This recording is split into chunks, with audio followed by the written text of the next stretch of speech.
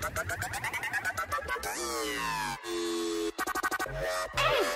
Live Podcast with your host, Jose Arqueta.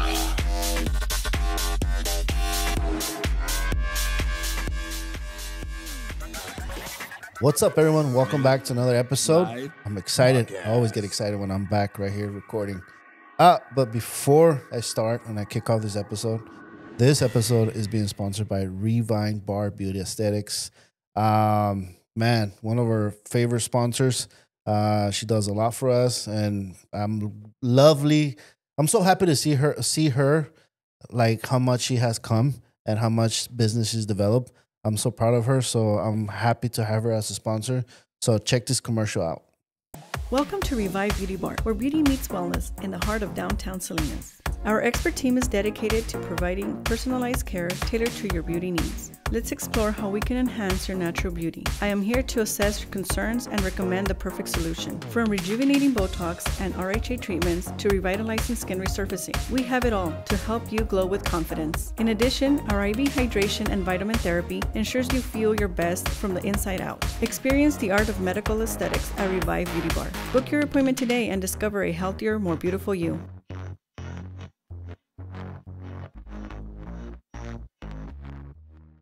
And we're back. So, like I mentioned earlier, I always get excited before an episode. And today's episode, like all my guests, they're all special to me. So, today's episode is one of our neighbors from where we have the studios. Where we have the studio, he's our neighbor. I've been trying to get this gentleman to hop on the episode since when I was doing the podcast with Junior. Shout out to Junior from Back Road Journey Podcast. And we've just been going, texting left and right. And then we took some breaks. And then we came back. And then, boom, finally we locked it in. And I'm excited to have him here, as always. And so I start off usually with the proper introduction. So here you go. Today's guest is someone with passion, with purpose, bigger than just winning. Born and raised in East Salinas, California, Justin, the Stallion Cardona, is a professional boxer, a dedicated CrossFit gym owner, and a man of strong faith. From starting his boxing journey at age 7 to balancing wrestling, jiu-jitsu, and running 10Ks as a kid, his work ethic speaks volumes. He's not only chasing a world championship in business, but he's also dreams of giving back to the community with charity, investing, and other things. He also has a Frenchie named by Jesse. He's always by his side. Justin lives by 80-20. I looked into that, the 80-20. There's too many, so I know I'll ask about it. 80-20 lifestyle, and he never misses a Sunday at church. He's a fighter in and out in the ring, and it's a blessing to have him here on the show and hear his journey. Welcome, Justin.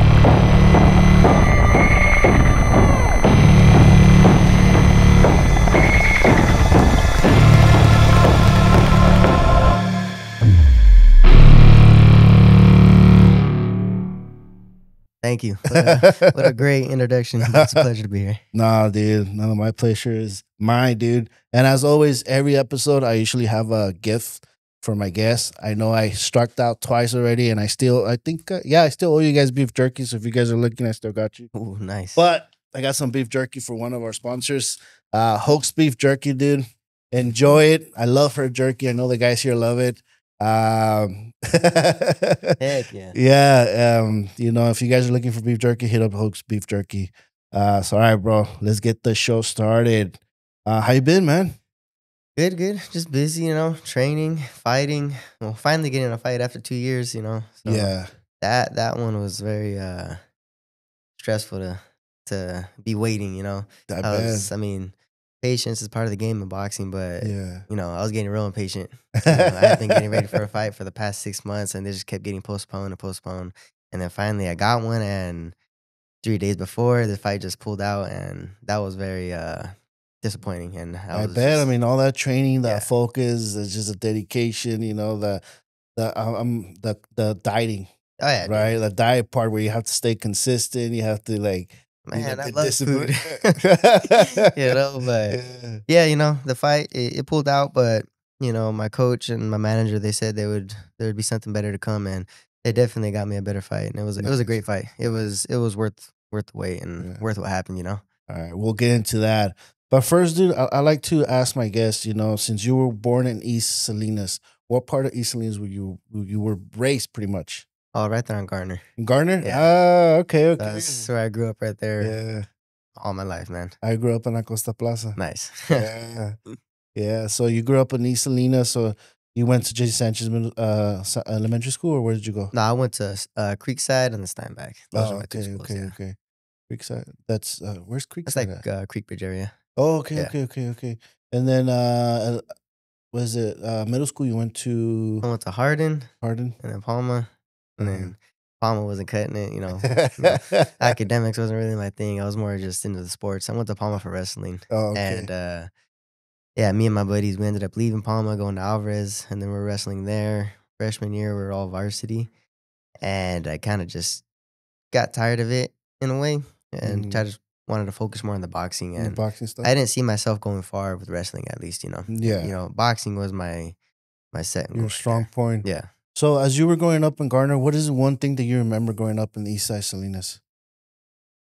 A lot of trouble going on right there, man. So much, dude. Like, Yeah. there was always something going on, you know. Yeah. Even if, I mean, gang related, but even if it wasn't gang related, there was always something negative Yeah. going on around that area. How I mean, would you say that sports got you away from that crowd? Sports definitely kept me out of trouble. Yeah. You know, my parents kept me in sports, and Yeah.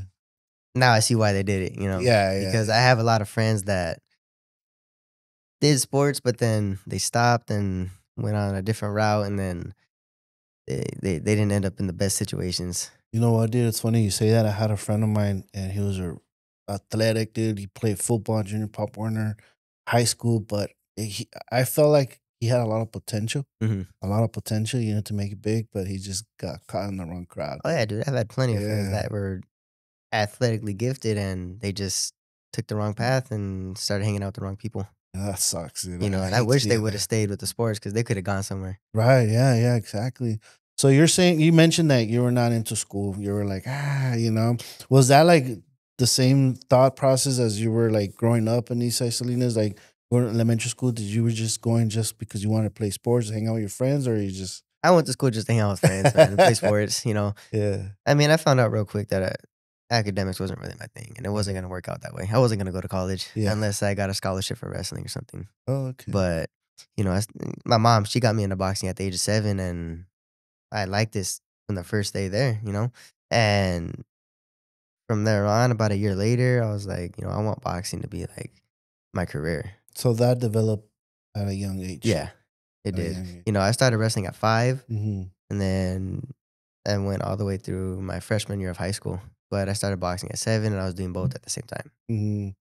So how was your transition from wrestling when you were introduced to boxing at an early age? It was awkward, man. Yeah. I didn't know what to do. Like the first day I started boxing, they put me in the ring to spar. And I The got first day? yeah, first day, dude, I got my ass whooped like, Yeah. bad. Uh-huh. And the coach at the time, it was right there at Closter Park. Oh, okay. It was Lujan, and Lujan, he damn. told me, well, if you want to box, you're gonna have to spar on your first day, and we'll just see if you like it or not. Yeah. Got my ass whooped, and since then I had just kept going back and back and back, and I don't know what it was that made me love the sport. Yeah, he was like that because I remember when the bread box was there and he was training there. I was just going there just to work out, to learn how to defend myself because I was dealing with a lot of drama. Mhm. Because when I used to live in Acosta Plaza, I used to take the bus at the Skyview back then. I don't know if you remember, there was a flea market right there before they built the other side of the school that is now called Martin Luther King Yeah. Academy. So I used to take the bus there before there was a pulga. And man, I used to get jumped all the time because they thought I was a norteño living in La Costa Plaza. And then Mhm. going to that area where all the Southerners were there. Oh my God, it was horrible, dude. But shifting the focus back to you, bro. Yeah. So you were wrestling at 5 years old, and then your mom introduced you to boxing. Yeah. Why did your mom introduce you to boxing? I think she was just trying to keep my options open for sports. You know, Uh-huh. I mean, she saw that I loved wrestling, Uh-huh. but if I remember correctly, I told her I wanted to try other sports too, and she told me she was gonna take me to her old coach one day and try out boxing. Uh-huh. And I was like, oh, okay, cool. Uh-huh. And I just didn't know what to expect, and damn, right there, Freaking, oh man, that Lujan. Yeah, crazy guy. Yeah, he was, dude. I remember that He's guy. the dude. definition of a grumpy old man. Yeah, Yeah. yeah. Especially as he started getting older, dude. Yeah. Oh man, yeah, yeah. You know, I it was a privilege for me I got to meet him and another fellow boxers like Mhm. Jesus Vega, and Celaya. You know, for me, Celaya was the one who got me into boxing because he's that's the only way you're gonna be able to defend yourself from bullies. And yeah, it did help out. Yeah, you know, like, I yeah. mean, a lot of people too, like, they tell me, like, oh, can you teach me how to box? I'm like, well, what's the reason you want to box? Oh, you know, I know how to fight people. I'm like, well, you're fighting to just fight or Yeah. to defend yourself? And a lot of them are like, oh, I want to know how to fight, you know, just so I could throw down. I'm like, nah, then Nah, you're going yeah. the wrong way, man. No. No, I remember I was getting jumped, dude, and then Celaya came out of nowhere, and then he just started dropping fools, dude. And then after that, he was just telling me, "Hey, you go to here so you can learn how to fight, defend yourself."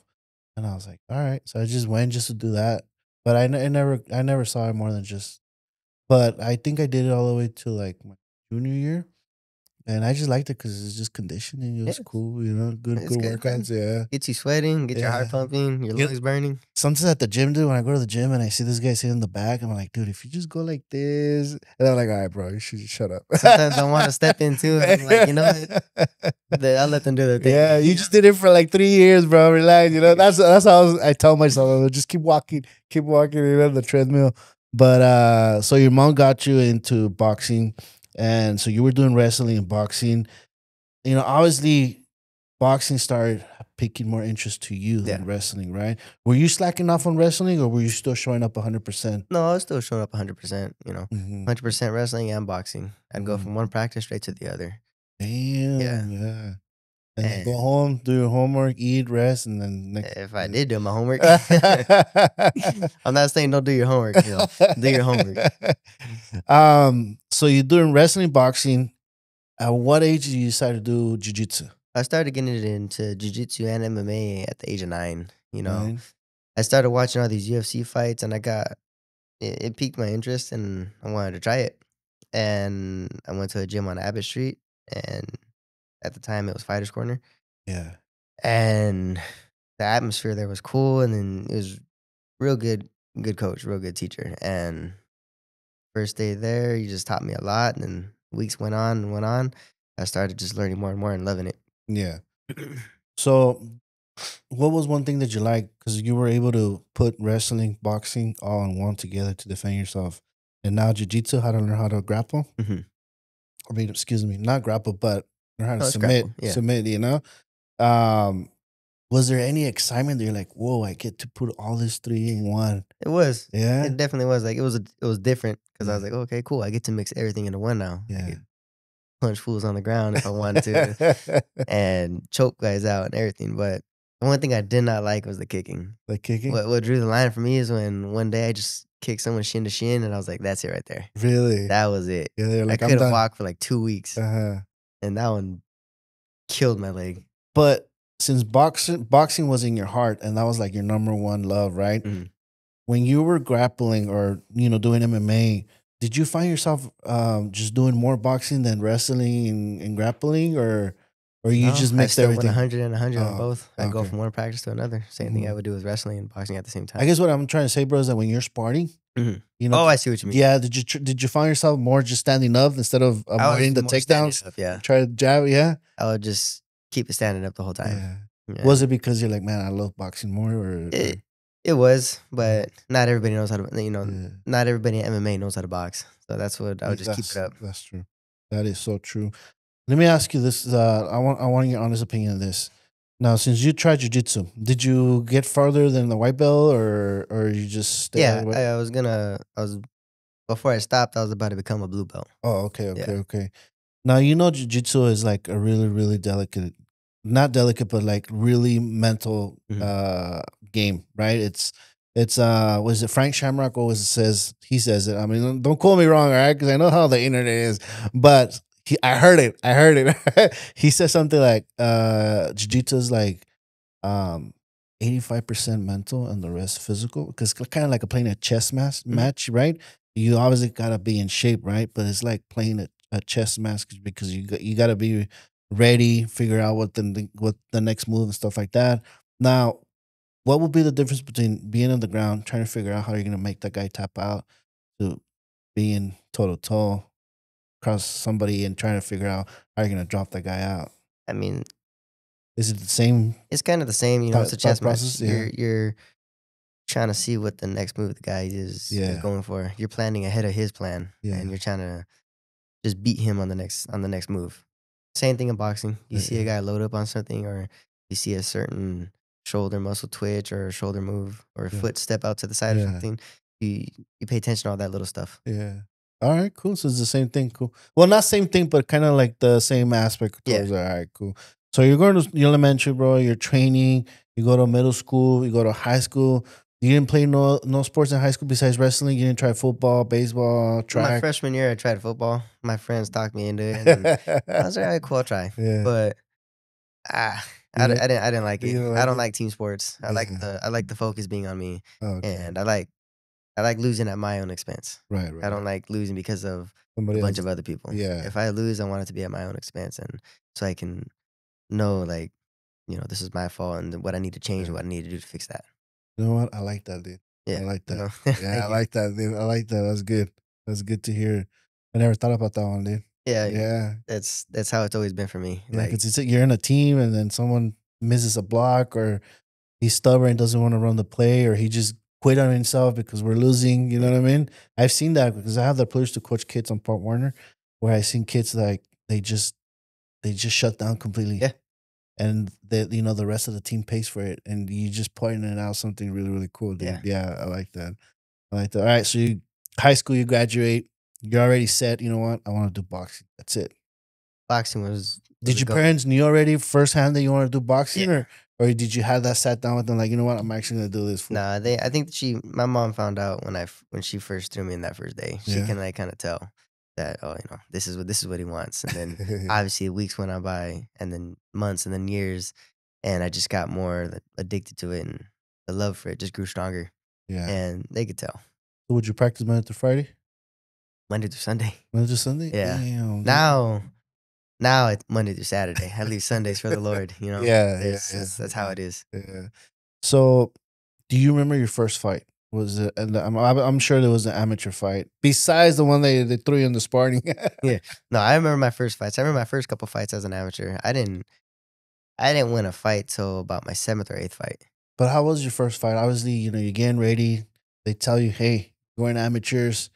Luan got me my first fight a month in. Really? Yeah. Oh. He was like, you want to fight? I was like, yeah. I'm not surprised, dude. I'm not surprised. Shoot, same thing. Got my ass whooped. Yeah. But I feel like those little ass whoopings is what built that toughness. And What was your the mental reaction when toughness. Lujan told you, hey, dude, you want to fight? I got you a fight next month. Like, I was excited. you were I was excited? like, really? He was like, Yeah. yeah, I got you a fight. I was like, all right, cool. How old were you? I was still 7. Yeah. I was still 7. I remember that same day. I remember everything. He just came up to me. I walked in from wrestling practice. He was like, all right, got you a fight. So let's go run, and then let's get some sparring in, and then we'll work on a bunch of other stuff. And I was like, all right, cool. Uh-huh. And I didn't know what to expect going into a fight. It was my first fight, Right. amateur fight. And yeah, I got my ass whooped. I got my ass whooped for the first couple fights, and I started learning. Yeah. But Walk us through that first day, if you remember, dude. Like, you get there, you weigh in, or I don't know how the process was. it was That day of the fight before you stepped into the ring. honestly, like I said, I didn't know what was like really going on. I was just going with the flow. Right. Luhan was just, all right, go weigh in, boom, weigh in, we go eat, come back to where they were throwing the fights at, Uh-huh. and wait a couple hours. They give you the bout sheets, whatever bout you are, be ready by this time. And got me ready, got me warmed up, and I was excited. I was excited. And regardless, losing, I still had a good time and a good learning experience. And, those first couple of losses and a couple of fights, I wouldn't change anything for them because I feel like those are the ones that made me who I am today, Yeah. No, regardless of being 7 years old. yeah, definitely. So, you know how you were sparring at a young age? You get to know those people that you're sparring with, right? You get a sense of what they're gonna do. You're like, all right, I already know he's gonna throw the jab, he's gonna throw the hook, right? Yeah, because you're used to, right? You're sparred, you learn from each other, you get better, you push each other. But that first day when you're facing someone, well, did you face someone different that you didn't know, or was it someone that you knew? Someone totally different. I didn't know. So I didn't know what to expect. So when you stepped in and you saw that person and he threw the first punch and it hit you, you're like, oh shit. Yeah. I was like, damn, okay, this is real. I was like, all right, let's go. Did the best I could. Nice. So you mentioned you lost a couple fights before you started winning, right? Mhm. How was your first victory? Were you still an amateur? Yeah. I was still shit. amateurs. Yeah. I was 8. It was a Mhm. couple months later, or actually half a year later or something like that. But it was like meant the world to me. Really? Like that I won. I was like, oh, finally, I won. Uh-huh. And we were going from there, just kept winning and winning and winning. I just kind of kept that mentality that I need to keep winning and going and going and going. Right. And I did. And it Yeah. felt good though. And then just keep training and Yep. training, keep going and going. All right. Now, I know that you mentioned on the questions you asked that your mom is Mexican and your dad is Italian, right? Yeah. So how did your nickname, the Stallion, come to So be? I got my nickname from a coach I had after Lujan. Okay. He just first day I went with him, he was like, oh, he's like, what's your name? And told him my name, how old I was, introduced myself. My mom and him were talking, and she mentioned that she was Mexican and that my dad was Italian. Uh-huh. And he sat there and he was like, Italian. He's all like Rocky. She was like, yeah, like Rocky. Yeah. He was like, you know what? This is his nickname from now on till forever. It's just gonna be Stallion. And ever since I got that nickname about 9 years old, Uh-huh. it was always Stallion. It's funny because we'd go to like all these tournaments and all these amateur boxers didn't know nobody by their names. Mhm. Everybody knew everyone by their nickname. Or the nickname. Yeah, so I remember one time my mom was looking for me and she was like, went up to this group of kids, hey, you guys know where Justin's at? And everyone looks at each other all confused. They're Like, like, who's that? who's Justin? She's all, my son, Justin. They're like, I don't know who your son is. Uh-huh. She's all, Stallion. Oh, he's over there getting food, Yeah, I was like, that to this day, that still makes me laugh. Yeah. Yeah. No, that's awesome, dude. The Stallion. I remember watching the Rocky movie, dude, Mhm. and his nickname and seeing his shorts. And I remember, I'm Rocky the Stallion. We used to play with friends, stuff like that. And that's awesome that you were able to get that nickname. One, yeah. because your dad is, Italian. Was he all happy because you got the nickname after he I found don't out? even think he found out till a couple months later. Yeah. Until like at that tournament, Uh-huh. he was like, "What did they call you?" I was like, "Stallion." He's like, "When'd you get that nickname?" I was like, "A couple months ago."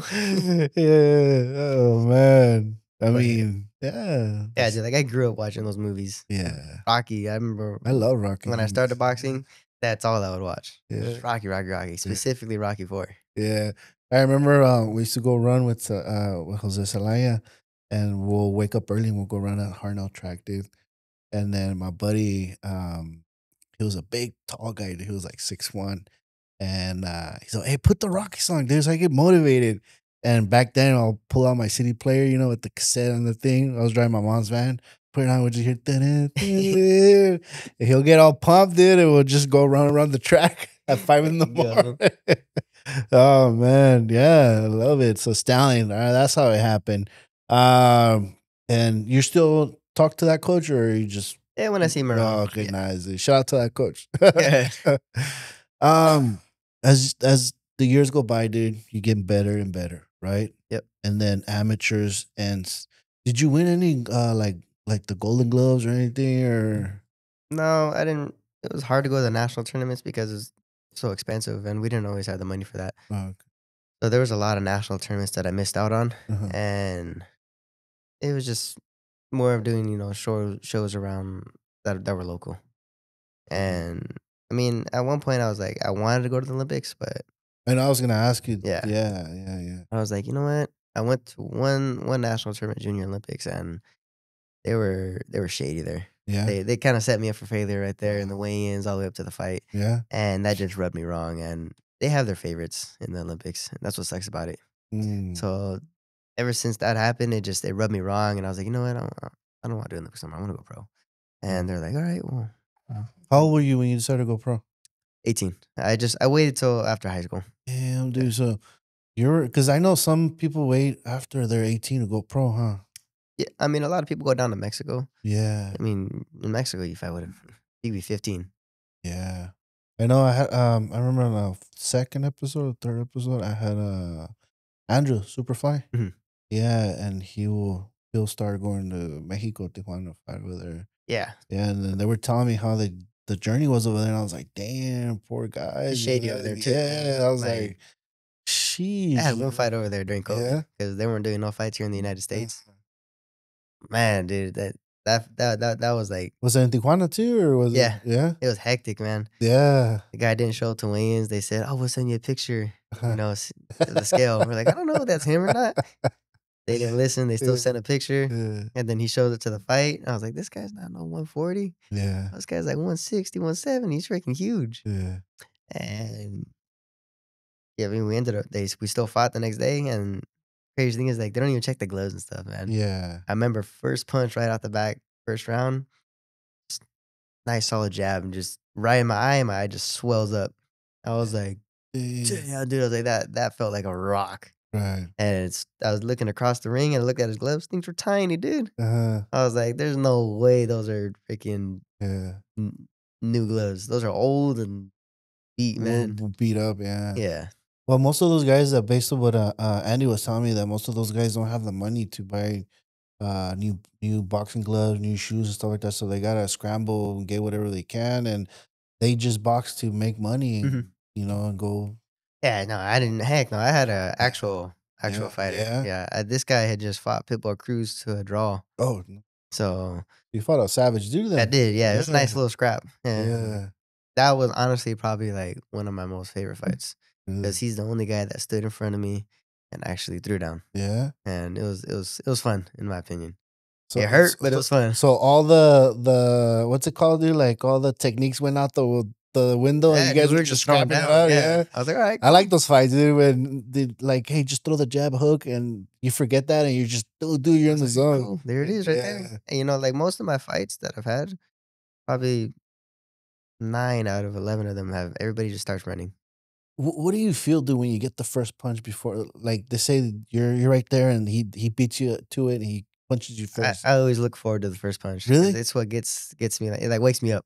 It- I'm like, all right, cool. The nerves are out. It's Right. real. We're in here now, and it's time to go. You don't get like that feeling of like you know how some people they see red right away. No. I guess as a professional fighter, they control themselves, right? That's like Every fighter's different though. Yeah. Some fighters they'll get hit and they go balls to the wall. Yeah. Some fighters know how to hold their composure. You know. That's good to know, bro. I know if I get hit, I'll be like, I see red right away. Man, so that fight was one of your favorite fights of all the fights you ever had? Well, that one and then this recent one. Recent one? You know, this recent one was a really good one, especially being Now, off after 2 years. Now, I know on the recent one, dude, it was kind of like a short notice because you had a fight that canceled, right? It wasn't really short notice. I stayed ready. No, but like what I mean is like, as far as how was it to prepare for, because you were preparing for somebody, right? Mhm. And then that didn't It go wouldn't through. be the first time it's happened to me. So you were just ready to rock and roll, dude. Yeah. Yeah. I had been ready for the past like 6-8 months. I always been curious about that because I mean, you're preparing yourself to fight somebody for a while, right? What's the preparation would you say to fight somebody? Like, how long do they give you to prepare? They usually let me know a month in advance. But So you have a month in advance. You're getting ready. Do you see videos of that guy? Do yeah, you see? we look up. So you study the guy, right? You're studying for that guy, and then whatever reason that guy pulls out doesn't happen, and then a month or like 2 or 3 weeks later, boom, you get another opponent. They just tell me to stay ready. I mean, typically there's always a backup fighter just in case Uh-huh. that happens, but this time there wasn't. Do you see the backup fighters filming that? You're No. just like, "Fuck, They let's don't. do it, They don't let's tell us. do it, y'all." Yeah, like Yeah. it happened one time back in 2021 or 22. I was fighting in Minneapolis at this place called the Armory, and the original guy I was supposed to fight ended up pulling out, and then they gave me some other guy from Puerto Rico, which ended up being a totally different guy, just like not obviously a different guy, but different style. So I went from fighting a guy that was a righty to a guy that was a lefty, which typically throws people off, but I'm pretty good with fighting lefties. You're pretty quick to adapt. Yeah. You know, I mean, that's my job too, is to be able to adapt Yeah. in the ring and be ready for whatever comes at me. I mean, I was gonna ask you this, but I just answered it in my mind as I was thinking to ask you about it. So I guess in a way, like, I don't know, dude, because I've always been like, how do you guys do it? Like, how can you guys shift that mentality after training and watching video of someone that you're gonna fight, and then it doesn't happen, and then you're gonna fight somebody totally different, and you're like you just you have to adapt, I guess, in the ring, right? I mean, you have a choice, but you don't have a choice. But it's your career. Yeah. You take what you get. And I mean, I'm not picky. I'll take what I get. I'm not scared to fight anybody. Whoever they put in front of me, I'm gonna fight.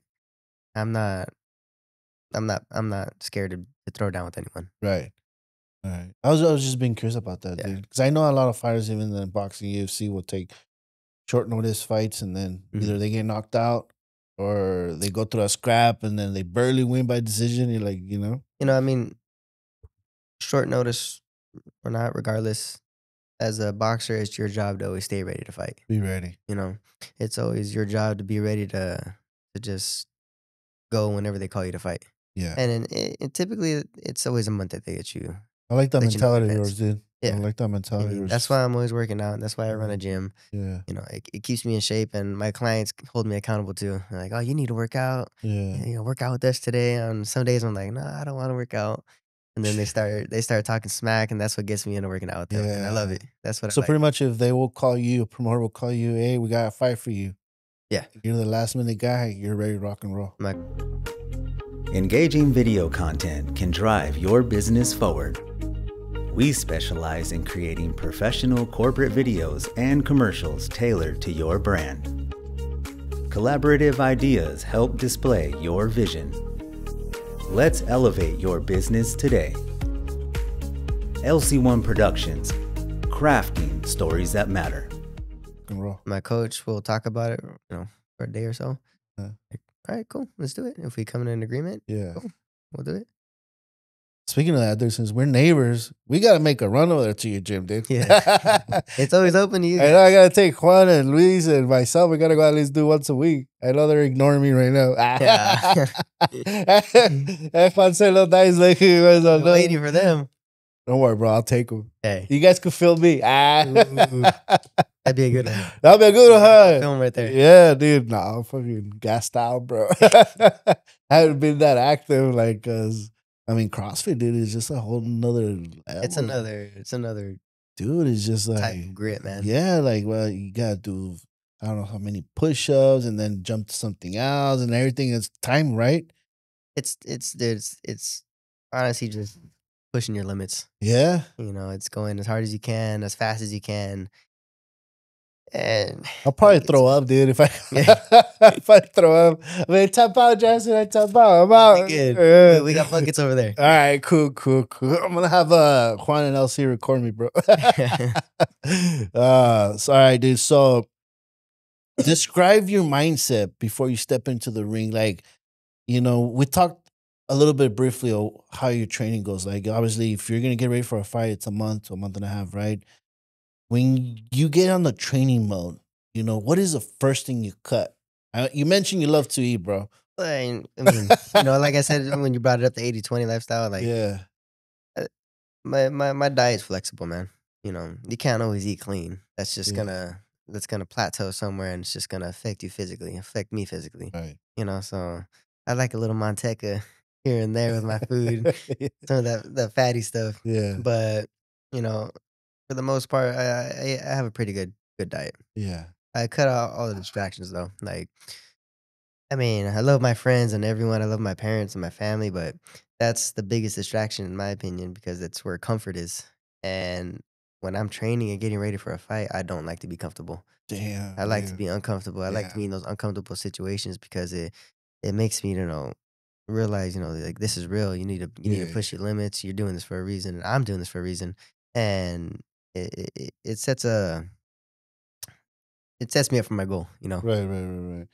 So even when you're getting ready to fight, you still have like a cheat day, or you stay consistent? Yeah, Yeah, no, yeah, we will. Yeah, because I know some fighters, they stay consistent. They like, sheesh, dude. everybody's different on that part. Yeah, But I was just curious because I remember I asked, I had the producer interview, um, obviously Drew Superfly, and then Ruben Villa too, and he was the same. He's like, yeah, cool, I eat yeah. once in a while. I was I like, mean, we work hard, man, and we work so hard that we we burn so many calories and stuff when working out, and we can afford to yeah. have a cheat meal here and there. Not a cheat Well, day. yeah, but you guys cheat are like meal. 0% fat, bro. Dude. I'm like 40% fat right now. Dude. Dude, but I tell you, when I say I love food, I love food. Yeah, geez, I love food, dude. That's the only reason I go to the gym, dude, because I love to eat, bro. That's another reason I work out so much. Yeah, I I love to eat, dude. So I was like, okay, I ate a burrito, tried to burrito at lunch. That means I have to go twice as hard today at the gym. But so your mindset is that you try like, okay, I need to get out of my comfort zone. I need to stay away from that because I know that's comfort, and now I don't want to get too comfortable. I Yeah. gotta get uncomfortable, get better. Um, I mean, that's with anything. Not right. even, just even out of sports. Yeah. You want to be in uncomfortable situations to level up. That's how I see it for Yeah. not No, not that's only for me, true. but for everybody. And everything you do in life, you gotta Yeah. get comfortable. Get comfortable. Yeah, I like that, dude. I like that. Well, what about your training as far as sparring and everything? Does that changes? Do you have like a set schedule? Like, okay, I wake up at, I don't know, hypothetically, 4 in the morning, run, and then stuff like that. I got my alarm clock. That's my coach. Yeah. Mad Dog. He calls me when it's fight time and getting ready for a fight, and we're in training camp. Like clockwork, man. 5 in the morning every day. Wakes me up. Always asks me, "What are you doing?" I don't know, man. I'm running a marathon right now. What do you think I'm doing? Doing a barbecue. Yeah, he always tells me, "All right, we'll be at my house at this time. We're gonna go run and train and so on." I was like, "All right, cool, perfect." I get ready, say my prayer before I leave, spend time with God for a little bit, and then hit the gym. How long do you spend in the gym? I'm at the boxing gym for about 3 hours, just 3 hours. working. Yeah. 3 hours, and then you come back And then home, come back home and decompress. rest, Yeah, eat, rest. wash up, and then come over here to open the gym and run classes. All right, cool. You stay consistent. Yeah, Yeah. consistent. That's like 24/7 right there. Even in Right. training camp, that's how it is for me. Yeah. Train, boxing, come home, rest, open the gym here, train clients. And that's the reason why I like having this talks, dude, because everybody that is looking on the outside, they don't get to see, like, for example, the HBO, the demo videos they do for preparation for the big top fighters, right? And that's why I ask you, how's your eating? Do you stay consistent? Do you cheat at all? Because you see all these little docu-series where they're literally eating so clean before the fight. They're training like 8 hours a day. They're hyping. I don't know if they're hyping the fight or they actually do it. And it amazes me so much, and that to know that in real life you guys are like just regular people, just more focused, more It's just determined, yeah. more driven. As far as more discipline. Nah, like we're in the gym working our asses off though. Yeah. People don't see how hard we work in the gym and all the stuff we do behind the scenes on that too. Like the running early in the morning, even late nights. There's times where I was like, you know what? I feel like I didn't do enough today. I'm gonna go for an extra run. It'll be like 9 or 10 o'clock at night, and I'll still go for a run or do an extra workout just because I didn't feel like I didn't do enough that day. Or that's how I am. Like when you walked in, you're like, yeah, I ran 30 miles today. I was like, they can't even run one, dude. Oh man. What keeps you focused and motivated, dude? Well, 3 things. My parents, because I want to be able to take care of them how they took care of me and supported me. Mm-hmm. 2, God, and then 3, my future. That's what it is. Nice. Even with the you would say those 3 things still keep you motivated when motivation starts fading away? I don't believe in motivation. Yeah. I'm more of a discipline guy. There you go. Yeah. Motivation only gets you so far. Discipline is what keeps you going. Well, you know how was it? David Goggins says that motivation comes and goes. It is. You can't hold on to motivation. You know what I mean? Motivation's like Like a little adrenaline adrenaline thingy. rush thing, roller Yeah, coaster. That's yeah, what it is. yeah. Have you ever obviously on your last fight or 2 fights ago you had like an injury, right? The fight prior to this one 2 Prior years to ago, this one, yeah. yeah. I ended up fracturing my hand and dislocating my knuckle going for a body shot, and I ended up hitting him right at the point of his elbow, and Oh. it just jacked it up right there. What round was it when It was you the second round, and I was in a 8-round fight. So how did that affect you? Did you felt it right there when I felt it was a pop and then like a sting, but like a hot sensation go through my whole hand. uh-huh. And like I remember I tried opening like my palm in the glove and I couldn't. And I was like, okay, something happened here. I didn't say nothing in my corner though. I kept my mouth shut the whole time. Really? And Oh, I like, mean, on top of that, I couldn't even breathe the whole time because first round, I got hit with the hardest headbutt I've ever been hit with. I thought I Mhm. broke my nose and I thought I knocked my front teeth out. Really? So the whole fight, I kept like pulling away. They kept trying to take my mouthpiece out. I was like, no, no, no, leave my mouthpiece in. I didn't want them to pull it out and say my 2 front teeth come out or something. And I was like, I'm good. Just leave it in. You didn't want to hear it. I was like, I'll suffer right here. Yeah. But yeah, that They was they broke your nose or he just give you no, it a was just a really good headbutt. And yeah. ended up just bleeding a lot. So you were dealing with the bleeding a lot, and then we injuring your hand. How bad did that affect you through the whole fight? So I didn't feel it till probably like the 5th round. The adrenaline started wearing off, and I was Mhm. like, I stopped throwing my right, and it was mainly just more lefts, jabs, hooks, and than anything. I would throw it, But it would hurt. but it would hurt. And then finally, like 6th round came. My coach was like, "You need to pick it up." That round you kind of slacked it, and I didn't say nothing. I was like, "All right." So 7th round came. No, sorry. So we went through the 6th, and then 7th round came. He says, "All right, you need to pick it up right here. You need to put him out because it's gonna either be him or you. So what do you Mhm. want it to be?" I was like, "All right." I was like, "Fuck it." So we went out in the 7th round. I just sucked it up, and I was just wailing my right hand to the body. Finally, just one punch just landed solid right on his ribs, and then I guess at the end of that round, he went to the corner. I ended up breaking his ribs, Uh, and he called it quits right there on the stool. ooh, Yeah. ooh. So I was like, "Thank you, God," because I couldn't breathe and my hand was done. Damn, what was your feeling after when you knew that he couldn't continue no more and you were hurting, dude? I didn't know. I didn't even notice till like 2 minutes after. They were like, "All right, he's done. You got," because like my break was like, this is like an unusually like long break in the corner. I was like, "What the Right. heck's going on?" And I kept looking across. There was a big old crowd right there. I was like, "Okay, maybe there's just something going on. I don't know." And then the ref comes to the corner, like, "He's done." I was like, "Yeah, Yeah. finally, man." I was like, "This guy was." Talk He about was adversity, dude. Like fighting through an injury, not telling your corner, worrying about if your teeth are dude. cut, and just staying committed, dude, is just like wow. Dude, my respects, dude, because no, I don't want to imagine how painful you were going through it, and knowing that maybe you will lose the fight because it hurt so Yeah. bad. I wasn't gonna call it quits, even if I Yeah. broke it or anything, because Was it I like a was. pride thing or was it just like, So my buddy, my teammate Robert, the Ghost Guerrero. So the beginning of his career in one of his fights. So he ended up breaking all the bones in his hand in a 12-round fight, but he still went through the whole fight like that. Still fighting like that, and I just remember that playing in my head. I was like, you know what? I mean, I know my hand's not broken. I uh-huh. was like, but if Robert can fight, 12 rounds with a broken hand, I could do this.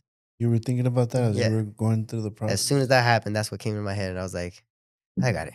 If Robert could do it, I Yeah. could do it. Damn. Yeah. Did you feel like your opponent felt that something was wrong with your hand? I didn't show any emotion on it. No. No, I didn't show nothing on it. But like you know how you mentioned that you were not throwing that much punches on your injured hand. Do you feel like maybe there could have been a window opportunity for him to see like, oh, he's hurt. Uh, Well, not really, because then he would have capitalized on it, right? Probably. I mean, Yeah. I would still throw it here and there just to make it Yeah. seem like, nothing was wrong. But, I play a good poker face. Yeah. Yeah. What was your coach's reaction once you told him like, hey, I was Oh. fighting with the broken hand? Well, it was fractured, but No, fractured and dislocated. Let me rewind it, bro. What was the first thing you did once you realized you had won the fight? Like, did you confirm that your teeth were there? Oh, yeah. So they took it out. Uh, I told my dad, my teeth still there? He's like, you're good, dude. I was like, all right, cool. My teeth, they were loose though. Yeah. So that they were just happy that they were still there. Yeah. Okay. And then finally, they announced the winner and everything, walked us out, went back to the doctors, and they cut our wraps off. And we look at my hand, and I was like, oh, It shit. was all swollen. It was all swollen, dude. Yeah. My coach was like, what happened? I was like, I didn't want to say nothing in the fight, but I was like, I don't know what happened to it, but I can't do nothing with it right now. And then they ended up being fractured. And I remember I had popped this knuckle back into place right when they took my gloves off. Yeah. And dude, I wanted to scream in the ring. How long was the process to get healed, dude? So this is what took me out for 2 years. Oh, really? Because, when the doctor checked and everything, he was just like, you're good. Just let it heal. Give it a couple months and then you go back to training. I was all right, cool. I'll let it heal. So I waited about 3 months and then I started hitting the bag again. And that first day I went to hit the bag, I should have just started slow, but I went to smack the bag really hard with my right hand. Ended up just re-injuring it again. And I was like, what, maybe it just wasn't ready. So I waited another couple months and I went into sparring. And I remember hitting the guy right on top of the head, made it even worse. Oh, no. I ended up dislocating it again and just making that fracture even worse. And finally, I decided to go to the doctor when I should have went to the doctor from the beginning. Oh, Yeah, I hate the doctors, man. yeah. I'll do anything to avoid the doctor. You don't like the needles either? Heck no, man. Yeah, I got tattoos and stuff, but I say that's different. Oh, man. Ah, dude, that's crazy because, a lot of people don't like needles. Yeah, I despise needles, man. Whenever I'm getting a shot or something, it takes them like a good 30 minutes to give it to me. Yeah. Or when I'm getting blood drawn, Yeah. every time before a fight, I'm like, all right. Right when they're about to put the needle in, I'm like, wait.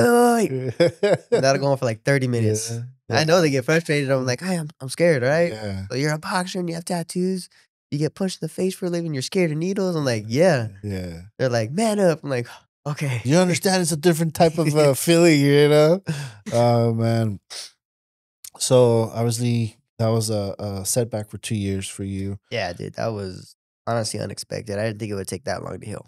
Because, I mean, I was being very, I was babying it and I was being very careful with it when I would spar and stuff. And Pretty much you just went off of what the doctor said, word of mouth. You didn't well, I ended up getting this little procedure done to it. It's called PRP. It's something new that they do to avoid surgery. In 2020, I got it done to my shoulder when I tore my shoulder, and I avoided a whole surgery where they had to go in there. go in and cut stuff that didn't need to be cut and everything. And honestly, my shoulder is stronger than it ever was before. And I did the same thing to my hand. Well, it's where they take your blood out and then they separate, your white blood cells from the red blood cells, and they go back into that injury. Yeah. And if Put it it's back in been, there? they put those white blood cells right Yeah. there. But in order for it to work, they need to go where the injury is, and they need to basically just scrape off all that calcium buildup. So it's like a fresh injury, Yeah. and then inject those white blood cells into that spot. Like they had to go directly into my middle knuckle, right on top of it, and then all the way down my hand in like 5 different spots. Damn. That was the most painful experience ever. Can't imagine. It hurt so bad. I was Yeah. walking out of the office. I had my mom right next to me, and I just stopped right there in the middle of the road. She's like, "What's wrong?" I was like, "I think I'm gonna pass out." She's like, "Why?" I was like, "Dude, this thing's killing me in my hand right now." Yeah. She's like, "Well, go pass out in the car." I was like, "Nah, I'm gonna just lay right here in the middle of the road." You're like, I don't know if I can make it, Mom. I don't know if I was can make it like, to the car. "Just give me a minute." Yeah. Oh, man. So 2 years, you get back, you prepare for the fight, it gets canceled, and then you fight again, right? Yeah. And then what's next right now? What are you waiting for? I'm trying to get at least 2 more fights by the end of the year. And if I don't, I'll take one probably September, October whatever they give me, I'll take it. And if I don't get 2 by the end of the year, probably beginning of the year in January or so, I'll take another one. And the next ones are going to be some 10 rounders, which is what I'm looking for. That's what I've been wanting for the past 2 years. So was it 8 rounds?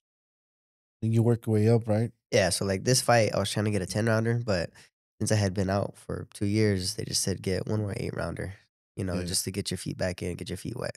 Did you feel any like ring rust after?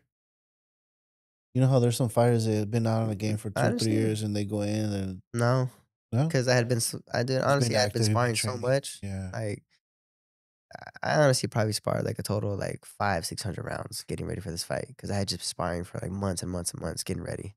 And I feel like all that sparring just kind of helped me to not be so, Yeah. rusty in the ring. As far as sparring, do you guys go all out in sparring or you just go like just playing mental game? Not mental, like a mental visual, like, okay, this is what I'm gonna jab, kind of taps. You got your guys that are there to work, and then you got your guys that are there to take your head off, But That's true. 80% of the time, we're just going all out, balls to the wall. But you're wearing your headgear, Yeah, then, right? we have our headgears, heavier gloves, and protective gear. I know this topic did. I'm not sure if you had that talk with your parents, but what do you think about the CTE on fighters and athletes, stuff like that? I mean, I try not to think about it too much. Right. I mean, I've had some scares here and there, but my thing is like I just overthink it, and Right. it ends up being nothing. Yeah. But I go to good doctors to make sure that I'm good and I'm healthy up in my brain. Yeah. At Juan Avila Photography, we specialize in capturing decisive headshots and portraits that tell your unique story. Serving Salinas, Monterey County, and beyond, our high-quality images reflect your professionalism and authenticity. Whether for corporate teams, executives, or personal branding, let us elevate your image with headshots tailored to your needs. Book your session today. Oh, that's good, dude. That's good to know because I know as a young fighter, and seeing all this head trauma, CTEs and going on, being more visual now, more like people are now are aware of it. Before, there was a point that I just tried to shut it up in the NFL, and they made a movie about it, and I was like, whoa. But I just want to get your intake, since you're young and you have a good support system, your mom, your dad, Yeah, like I mean, it's mainly the ref too, though. They got to be aware of like when a fighter's not there, and they're really really dazed. Yeah. And then especially like the shots in the back of the head and stuff like that too. Yeah. Because that's the spot that really gets the fighters, the back of the head. Yeah. Have you ever fought with a dirty fighter? I have, yeah. Yeah. I have. It's in Mexico, one of them. Yeah. About 2 or 3 fights.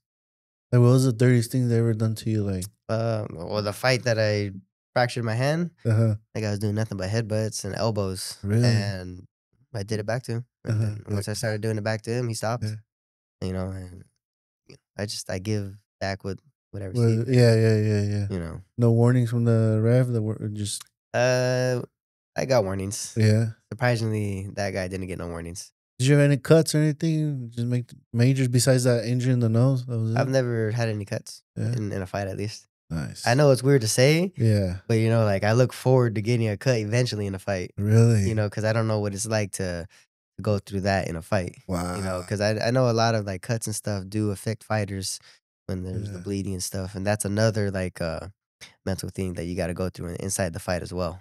You're savage. You're like, I would like to get a cut. I'm like, everybody always asks me like, like one fight, probably like my 3rd fight, I didn't come out with no bruises or nothing. I was all pissed off. They're like, "What's wrong with you?" I was like, "I don't got a black eye or nothing. I don't got a scratch or anything." So you want to go to war where you're like, come out bruised, cut, like, yeah. That's how I see it in boxing. Like, if you don't come out with nothing, I mean, obviously, if you don't come out with nothing, you got good defense and everything. That's a good thing. But I want to come out with something, in my opinion. For me, at least.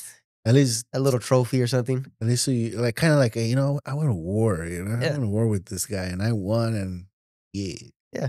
That's how I see it. All right, so right now you're waiting for your next fight. The goal is to get 2 fights within the year, which I hope you do.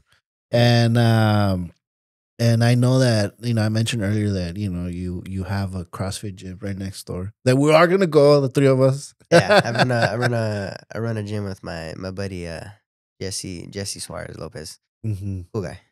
What made you open a gym, dude? Like, I know you I mentioned mean- that you wanted, be an entrepreneur, get into the entrepreneur world, but what was it? You're like, you know what, screw it, I'm gonna do it. I mean, I've always liked CrossFit ever since I first started, at least like 10 or 11 years old. Hmm. And it's just always been a thing that I've liked doing. And I like fitness and I like helping people get into shape Yeah. or stay in shape or lose weight. Have you ever thought about doing a CrossFit thingy? I've done one. Really? And it was cool, Yeah. but Nice. it was a partner one. Uh-huh. So I want to go at like I said, I like losing at my own expense. Oh, okay. That's what it is. So you're doing it with the group. Yeah, eventually I'll do one on my own Yeah. and just see how I do in it. Uh-huh. So you decided to pull the trigger on this one with your business partner. You guys went in all in. I know that as an entrepreneur, it's not easy. It's not easy. I found out real quick. Yeah, I trust me, dude. I know it's not easy. I'm an entrepreneur myself, and you do have those highs and you do have those lows. But you have a business partner. How is it having a business partner and running a business that you're passionate about and he's passionate about? I mean, it's great, man. He's older than me and he's been in it longer than me. Oh, He teaches me things that I don't even know yet, and I'm grateful for that. I'm happy that he's there to help me and teach me. Sometimes we butt heads here and there, but that's part of business. yeah. And Yeah. we get over and forgive each other. Yeah. That's what it is. That's normal bumping heads with your business partner. We're there. We're there. It's not for us. It's for the clients. Yeah. That's how I like to think of it. I'm not here for myself. I'm here for the clients and make sure the clients have a good time, a good workout, and Yeah. just be there for them. What would you say has been the most rewarding thing being in business? I mean, learning things that I didn't even know. Right. Money wise and Bookkeeping. yeah, just all the stuff like that.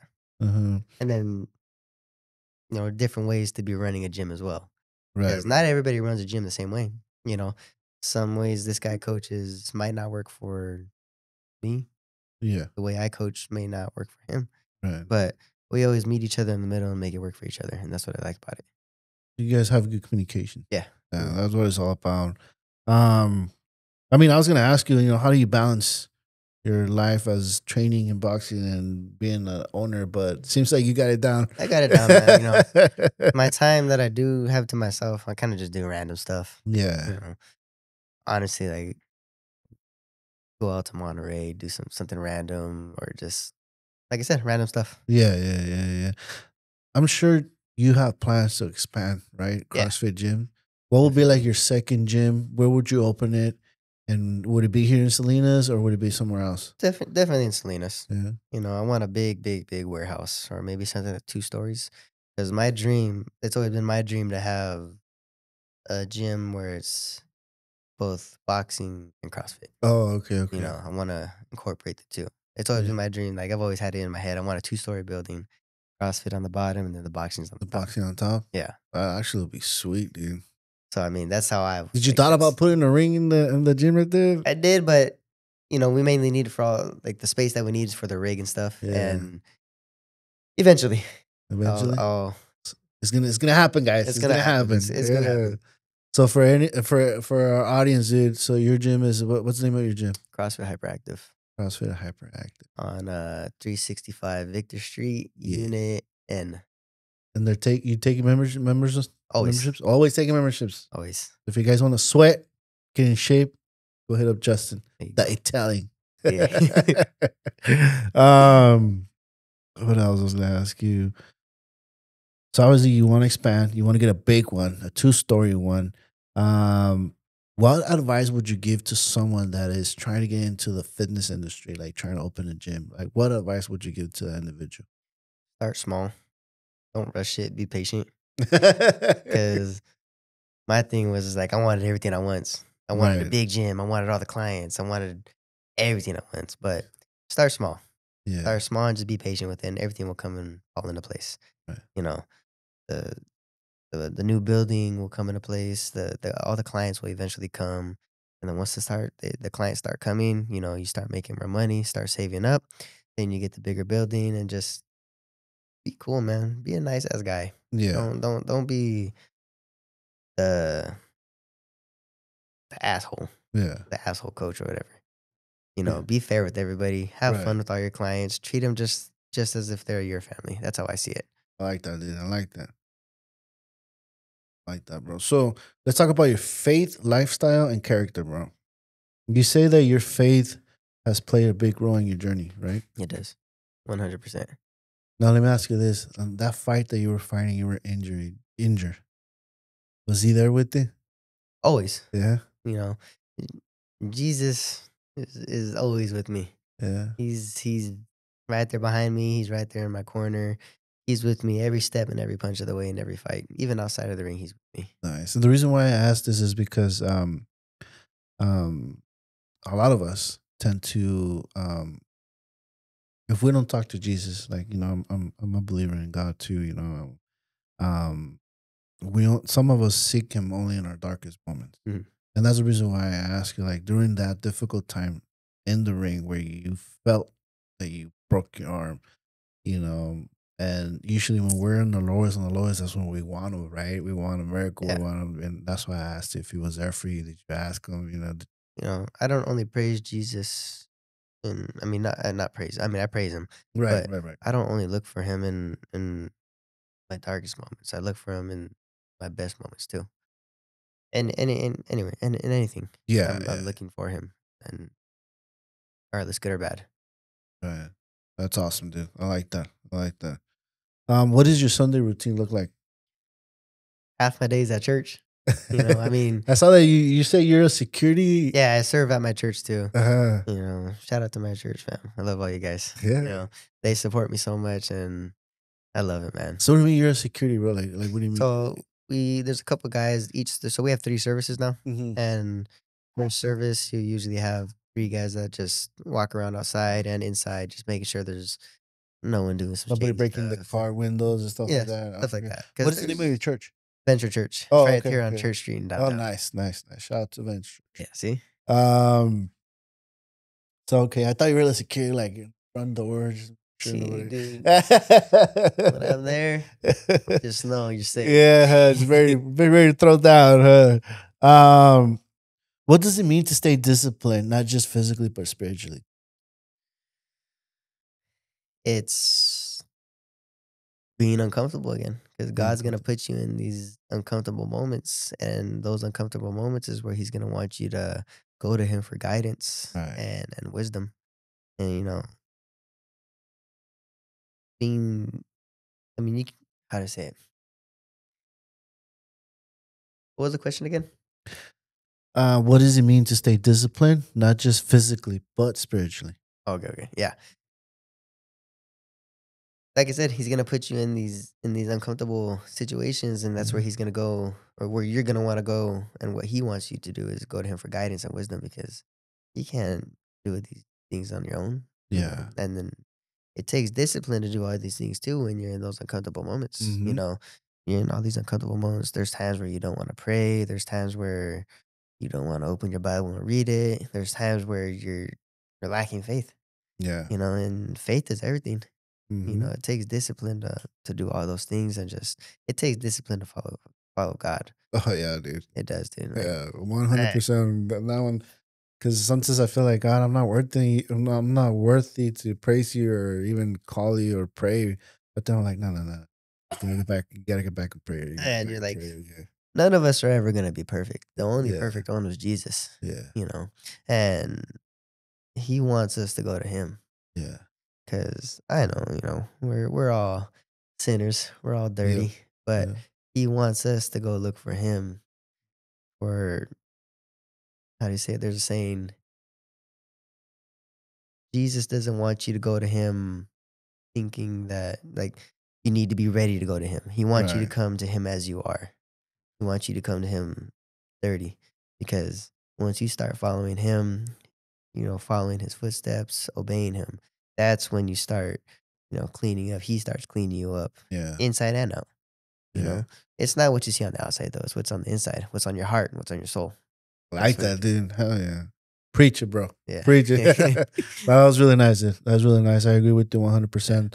I've had my battles, you know, especially when I went through my cancer journey, where I didn't want to be like any other Christian coming to Him when I am in my darkest.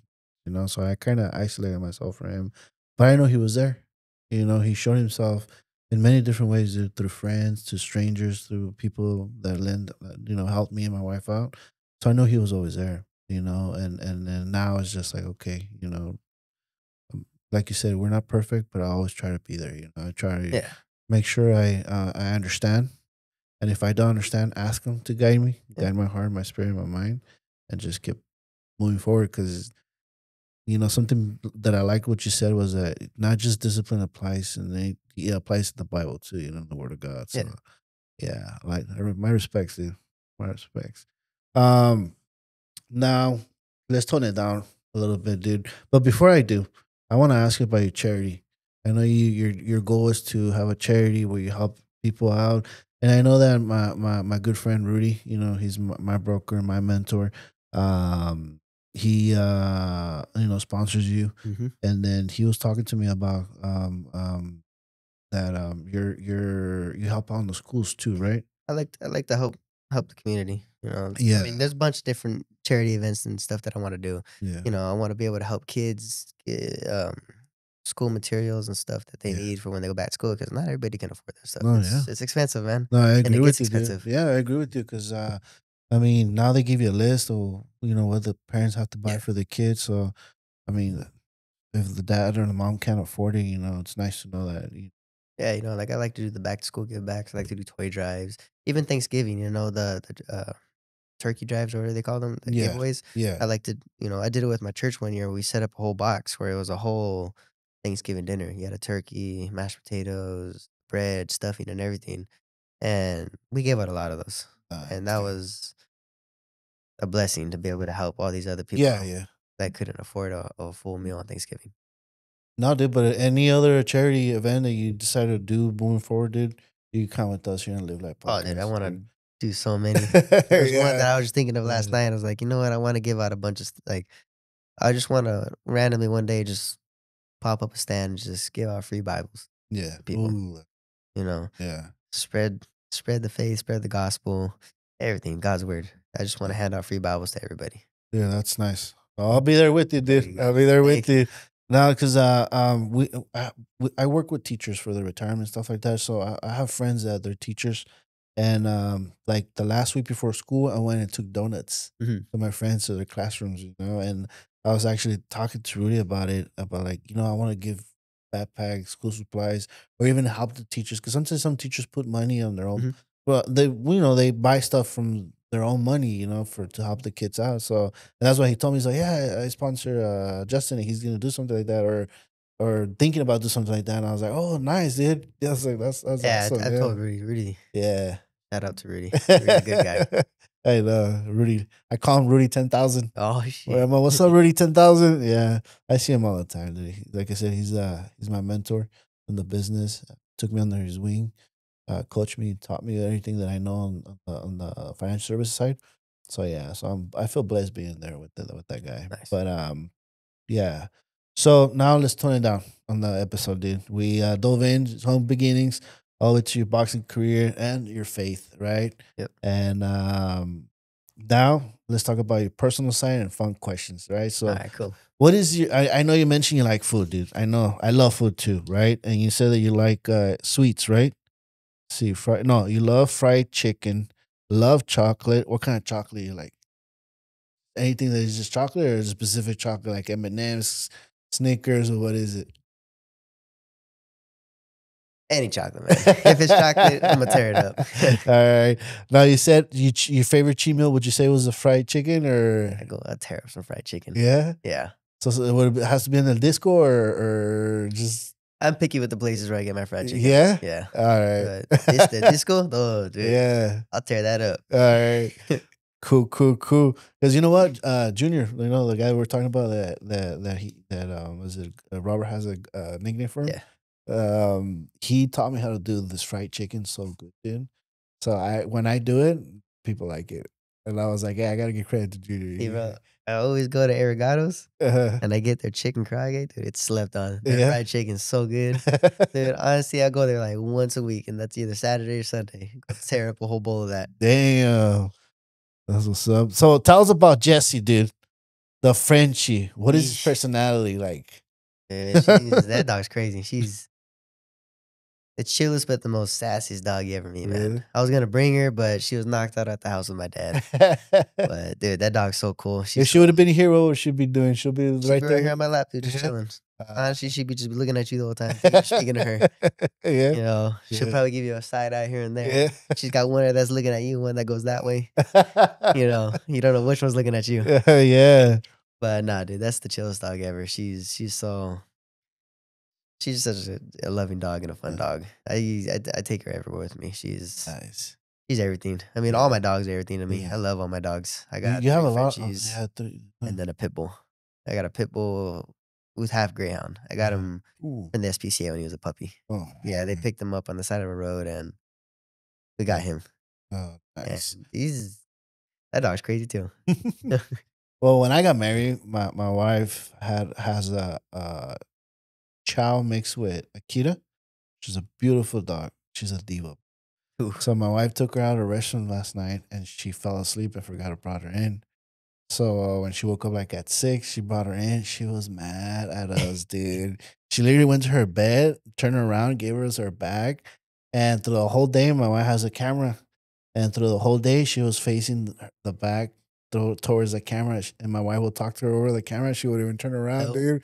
I'm like, dude, she's a diva. There's times where my dog Jessie, she's mad at me. She'll go cuddle up next to my mom. Really? She won't even pay attention to me. Oh, I'm like, all right, I'll remember this. Next day, she's all cuddled up next to me. She's all over it. They know. Yeah. They know. They're smart, dude. Yeah, dude. Yeah, they're smart. Side fact on that, I want to do like an organization that helps animals, Yeah. abandoned animals.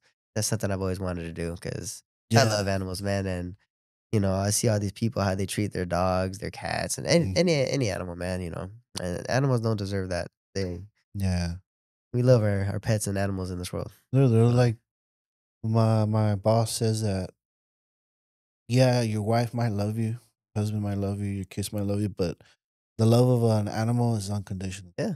It's like doesn't compare to human love. They love you no matter what. Yeah. There's just, I agree with you. And I also see that you want to do a charity to help, cancer patients, stuff like that, dude. That's awesome, dude. I was thinking about doing a charity like that, but I just never decided to pull the trigger. I still want to do it because one of my buddies still fighting a good fight. Mhm. So we've been talking about it, but we just haven't said anything on tongue because it's hard, dude. Going. It is, man. Like my grandma, she passed away from cancer, and my buddy Robert, his wife, she had cancer. Yeah. Man. And I see all these other people that I know too that they have cancer, and my friends' parents have cancer, and then seeing what they go through, I'm like, dude, it's hard. Yeah. And I want to be able to help as much as I can with, this because it gets. Trust me, bro. I hard. know, dude. It was it sucked for me and my wife, dude. Financially, not only physically, emotionally, thing does really, really bad financially. That my main focus was, I can't wait to feel a little bit better so I go back to work because the bills don't stop coming. Mm-hmm. That sucks, dude. But I like that, dude. You have that in mind. Again, dude, we're here to help you out, bro. I really, really, So you say your cheap food will be the fried chicken then? Yeah. Yeah? All right. No mom's cooking, nothing? I like my mom's cooking, but fried chicken. fried chicken. Fried chicken. All right, there it is. Fried chicken. Who's your favorite superhero? I got Batman right there. There you go. I like Batman. Batman. Yeah. That's Batman. it. Batman. Who would you say is better, Batman or Iron Man? Because they're both filthy rich, dude. Ooh. But I like Batman because he fights. He doesn't have no. I mean, he could use the technology, right? But he chooses not to. He chooses to go bare knuckle and just do this. Yeah. I like Batman because of his discipline and grit, but I like Tony Stark because of his smart ass personality. That's what it is. That is true. So you would say Batman or Tony Stark? I got Batman. All right, Batman. All right. What is something people don't expect from you? I think people people that really know me, they expect this, but like people that don't know me, they always expect, since I'm a fighter, I'm gonna be very serious. That this guy, he's not gonna crack a smile, crack any jokes or nothing. But like, no, I'm gonna crack jokes right off the back right there. Like I'm always joking around and messing around. Mm-hmm. Um, I'll be serious here and there, but most of the time I'm just goofy. I'm just joking Yeah. around. All right. If you were not in boxing or running a gym, what would you be doing right now? I'd honestly probably be a firefighter because that's what my goal was as a kid. Really? Be a firefighter. Nice. Because when I was wrestling, I grew up, or all of our coaches were firefighters, and I always thought that was the coolest thing. Yeah. And I was like, no, when I get to his age and when I'm older, I want to be a firefighter too. And that's what it would have been. Yeah. You know, that was if I wasn't boxing or You would be a doing all firefighter. this. Yeah. Now, I ask this question to all my guests. If you could take a time machine, go back to see little Stallion when he's small, what would you tell him?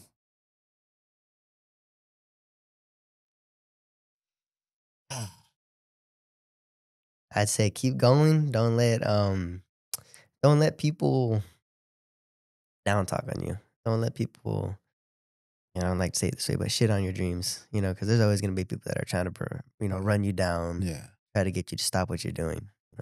Keep doing what you want to do. Do it how you want to do it, because the way you do it is going to get you where you want to be. Nice. Always keep your faith in Jesus. Nice. I like that, dude. I like that because the more successful you are, or the route that is positive that you keep pushing, you're always gonna have that negativity. You're Yeah. gonna have people. What are you doing that for? Like, I remember when I came back to podcast, like all of a sudden, you want to be Joe Rogan. I was like, no, And dude, I'm just trying to do they've always something. got something to say, man. Like, Yeah. these 2 years that I had off, there's like, why are you gonna box again? You're already out 2 years. You might as Yeah. well just quit, go and just stay running the gym and whatnot. I'm Yeah. like, listen, bro. I was like, you don't know nothing. I'm like, Yeah. you just keep your comments to yourself and stay in your own lane. I'm Yeah. doing what I'm doing, and I'm just gonna do what I want to do. I'm like, Yeah. stay in your lane, mind your business, Yeah. and watch me from a distance, Nice. and you're gonna see. Don't come and shake my hand when I'm wearing the championship belt right here. All There right. you go, see? Yeah. There you go. She. Nah, man. But the thing is, too, like, I always be humble though. Yeah. There's no sense in being cocky, man. That's Yeah. just gonna get you, karma. Yeah. Not only that, dude, but it all comes down to who you surround yourself Yeah. with. I always tell people, surround yourself with good-minded people that are always looking out for your benefit. And I like to give credit where credit's due. Like, Juan, he's always kept me on my toes. Like when I get people that hate or whatever, he's like, dude, don't worry about it. Don't worry about it. Keep pushing, dude. They're looking, they're watching your show. They wish they could be as active as you are. You know what I mean? So it's just like, all right, cool. So I always say, surround yourself with good-minded people. Yeah, dude. Like, you surround yourself. You hang out with 4 poor-minded people, you're gonna be the 5th. You hang out with Yeah. 5 or 4 successful people that have a good mindset, you're gonna be the 5th. That's Yeah. why, like, my Theo George, he runs his own business. What is it? Valley Overhead Doors. Yeah, Valley Overhead Doors. Oh, okay. Dude, he's successful, man. Nice. That's a guy that I go to for advice and wisdom and guidance. Nice, So dude. shout out to my Theo George. We're looking for another sponsor. There you go. See, he's my sponsor. You want to be our sponsor? Come on, Theo. There it is. I think he knows Rudy too, no? Yeah, Yeah. they're you there, go. him and Rudy. Yeah. What's next for the Stallion, bro? Obviously, we talked about you want to have 2 fights by the end of this year, or maybe 1, but like, that's still the what's next, or That's what's next, man. All right. I'm just checking things off my bucket list, like doing these random ass marathons. Like this coming Saturday, was it June 20th, 21st? 21st, yeah. 21st. I'm gonna be doing a 50K, doing 31 miles. I don't know what made me or what possessed me to do that, but yeah, Yeah. I'll be doing that. Where is that going to be at? This will be right here at Fort Ord. Damn. it's- So you're going to be running the trails then? Trails. Sheesh. Good luck, bro. Thank you. Honestly, bro, mile 20 is gonna come. I'll probably be crying on the trail. No, you're not. You're gonna keep pushing. You're gonna keep pushing. I don't know if you've seen that video from David Goggins. King Haynes was with Joe Rogan. They were doing an episode, and they're talking about David, Mhm. right? And they're like, dude, that guy went running with us, and that guy likes to run like long distance runs for like 2 or 3 days. I don't know what they're called, dude. Ultra marathons, I guess. I don't I don't even know, bro. But I guess David was running with them, and then he fell behind, and then they're like, "Where is he at?" And then all of a sudden, he passes all of them, dude. He like literally blows them off. They're like, "What?" you know, and he was running with no shoes, right? And then after that, they finished running. They're like, okay, let's go to the gym. Let's go to the gym. You seen that video? Yeah. Yeah. Who's Yeah. gonna carry the boats and Who's gonna logs? carry the boats? Yeah, I mean, dude. you don't know me, son. I was like, dude. I was like, my buddy was telling me, dude, he went to the SEAL mentality, the Navy SEAL mentality. He just flipped the switch and he just kept doing so reps.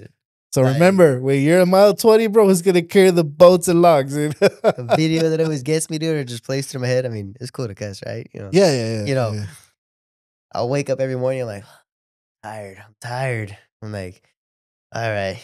I go to open up my phone. It'll be the most random time too. I go on Instagram. There's a Dave Goggins video. So you decided to be a bitch. And I'm like, damn. I'm like, all right, I gotta get up. That's what it is against me every time. I know, dude. I love that guy. I love that guy, dude. That guy is just like, it's just the way he talks, dude. It's the way he carries himself. Yeah, too, yeah. I mean, if he can do it, why can't I do it? Anyone else in the world? I like him, dude, because he's raw. He's real. He's not trying to be a motivator speaker or like a real life coach. He's just being him telling you, dude, I've been a little bitch. Just do it. Man up. Yeah, man up. I know that you do this for you and your family, right? So I was gonna ask you, who do you do this for? But you just said at the beginning you do it for your mom and your dad, your family, because your goal is to give back to what they give, right? So another question I have, obviously the name of my podcast is Live Life Podcast, because when I was going through my journey, I would tell everybody, you just gotta live life, bro. You gotta live life. You gotta live life. What does live life mean to you? Living life mean to me, you're not really living life if you're not living life with Jesus. Nice. If you're not living life with Jesus, then you're not living, you know? You could be going on with your day thinking you're living life, but something deep down inside, when you're not living with Jesus, isn't really living. That's what it is. Like you know? that, dude. I go every day. I mean, every day, there's some time that I have to spend with Jesus. Yeah. Morning, afternoon, night. You know, I set a time every night. It was random. My pastor at just something we had going on at church, where just a gathering that we had there. He had randomly everybody set a timer at 9:38 every night to pray, and ever since then, I have never turned it off, and I've prayed every night at 9:38 On your phone? on my phone. Yeah, So as soon as that timer comes on, every time it goes off, I'm like, all right, cool, time to pray. I like And that. it's clockwork. I don't know if it's been like 2 years maybe, Mhm. and it's been on ever since then, every day or every night. Nice. You know what? I'm gonna try that, dude. Yeah.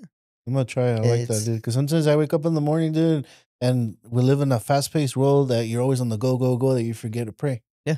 Right? You know, Yeah. So that's my thing is too is like not everybody should think this way, but you know, sometimes I'm a little late for things and everything. I'm like, you know what, I'm already late. How much later am I gonna be?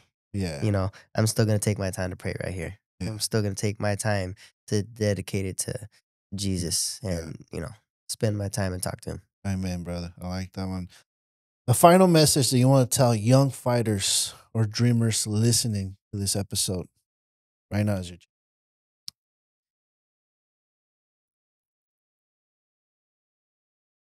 I would say live your life to the fullest. Live it with Jesus, but don't focus on the outside those outside comments and people what they got to say to you. If you're doing something that you want to do and you love it, keep going at it. Who cares what people say? Who cares what people say how you're acting and how you're doing and if it's not going to work or whatnot, whatever it is you're doing. Mhm. You know, it's your choice, your business, your life, no one else's life.